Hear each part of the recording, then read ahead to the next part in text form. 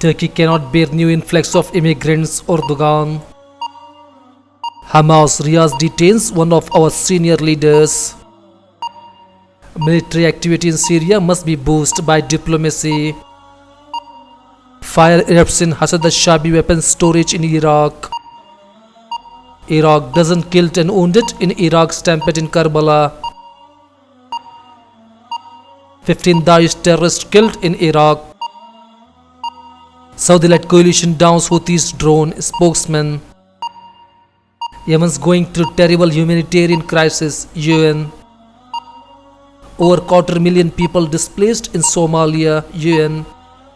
US to commemorate 9/11 victims as Taliban talks dead.